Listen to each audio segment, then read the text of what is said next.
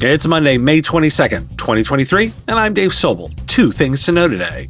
Two sides to AI stories, Apple and New York City schools, AI risks, and AI automation. And the G7 leaders rally for unified AI governance and cybersecurity measures, often to counter Chinese technological influence. This is the business of tech. QuoteWorks, the leading solution to create professional branded quotes and proposals in just minutes.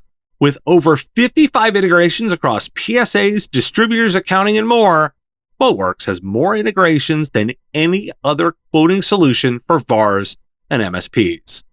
And best of all, genuine people. They're there for you.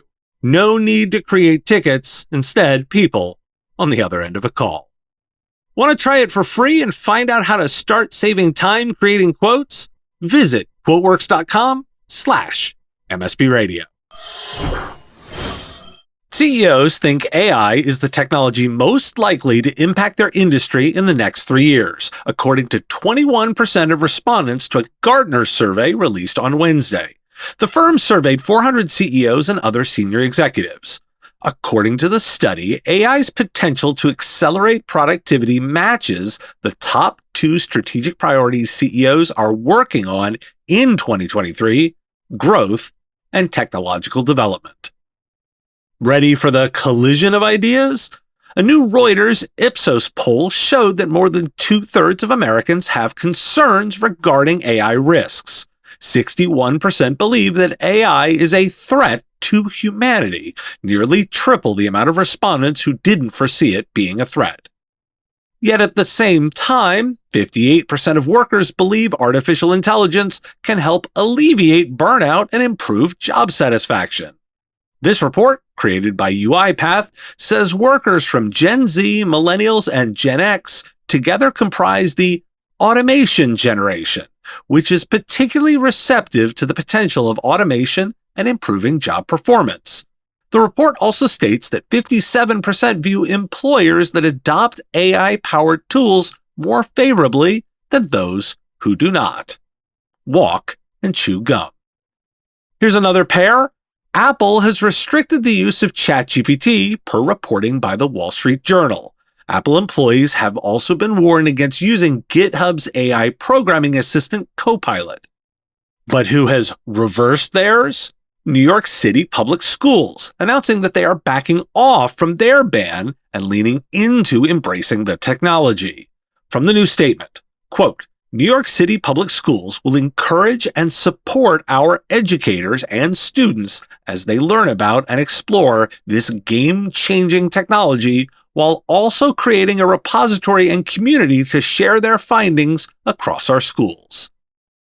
Not that Apple isn't in the AI business. New reporting by TechCrunch has the company looking to hire more than a dozen experts in generative AI. Last week, I talked about the idea of a digital agency. Two senators reintroduced the idea last Thursday. The concept is establishing a new federal agency to oversee digital platforms and artificial intelligence providers. It would be a federal digital platform commission to have more direct oversight and authority over AI products and online platforms. Finally, Axios dives into medical AI with warnings from the World Health Organization about the risk of bias, misinformation, and privacy breaches. Also notable, the FDA reported in September that their current framework for regulating medical devices is not ready for AI, and the CDC's guidance for bioterrorism dates to 1999. Why do we care? There's a sure delight in chaos, as the confusion breeds questions which those who sell will identify as an opportunity. The why of these stories matters. Why did Apple join a long list of large companies blocking generative AI? They don't want their IP in the data models. Why did New York City schools embrace it? Because they're in the business of expanding data access, not slowing it. Why the concern over AI risks? Because humans naturally see threats as a protective measure, yet we also see opportunity.